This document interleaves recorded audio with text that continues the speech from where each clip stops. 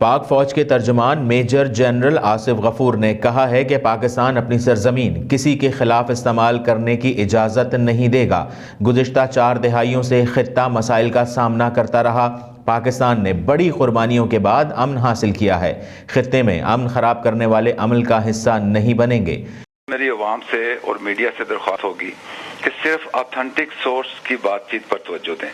اس propaganda مہم میں جو ملک دشمن عناصر کی افواہیں ہیں اس پر توجہ نہ دیں، اور اس افواہوں کو پھیلانے میں بھارت جو ہے وہ لیڈ کردار ادا کر رہا ہے۔ میں بھی ان کا ایک آرٹیکل بھی پڑھ رہا تھا کہ جی پاکستان نے ایران کو ڈچ کر دیا ہے، اور جو ٹریننگ ریسٹور ہوئی ہے وہ اس کا کوئی تعلق ہے اس کے ساتھ۔ تو جو امریکہ کے ساتھ ہمارے بائی لیٹرل تعلقات ہیں اس میں ٹریننگ کوآپریشن سسپینڈ ہوا تھا۔ پچھلے 4-5 مہینے سے اس پہ امریکہ اپنی بات چیت کر رہا تھا ریسٹور کرنے کے لیے، چونکہ ملٹری کوآپریشن میں جو ٹریننگ انگیجمنٹ ہے وہ چلتی رہتی ہے۔ تو ایک چیز جو کہ کافی مہینے پہلے سے چل رہی تھی اور ہوئی تھی، اس کو اس واقعے کے ساتھ لنک کرنا اسی پروپیگنڈے مہم کا حصہ ہے۔ میں پھر کہوں گا کہ ہم نے بہت قربانیوں کے بعد پاکستان میں اس امن کو حاصل کیا ہے۔ ہم خطے میں امن کے لیے بھرپور کردار ادا کریں گے اور اس امن کے خراب ہونے والے کسی عمل کا حصہ نہیں بنے۔ پاک فوج کے ترجمان میجر جنرل آصف غفور نے کہا کہ ایرانی جنرل پر حملے کے بعد خطے کے حالات میں تبدیلی آئی۔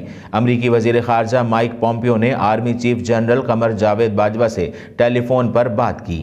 آرمی چیف نے کہا کہ حالات بہتر ہونے کے باوجود خطہ ابتری کی طرف جا رہا ہے۔ خطے کے ممالک میں کشیدگی کم ہونی چاہیے۔ افغان مصالحتی عمل خراب کرنے کی کوشش سے اجتناب کرنا چاہیے۔ DGISPR نے مزید کہا کہ سوشل میڈیا پر بہت سی افواہیں گردش میں ہیں۔ پاکستان نے افغان مصالحتی عمل میں بھرپور کردار ادا کیا۔ ترجمان پاک فوج کا کہنا تھا کہ بھارتی آرمی چیف کے پاکستان سے متعلق بیانات غیر ذمہ دارانہ ہیں۔ وہ بیانات سے اپنی جگہ بنانا چاہتے ہیں۔ افواج پاکستان ملک کا دفاع کرنا جانتی ہے۔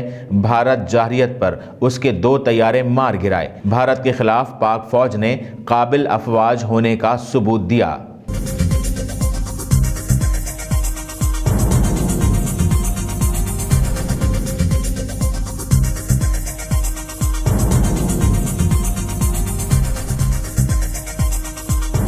نیوز سے اپ ڈیٹ رہنے کے لیے ہمارے چینل کو سبسکرائب کریں اور بیل آئیکن پر کلک کریں۔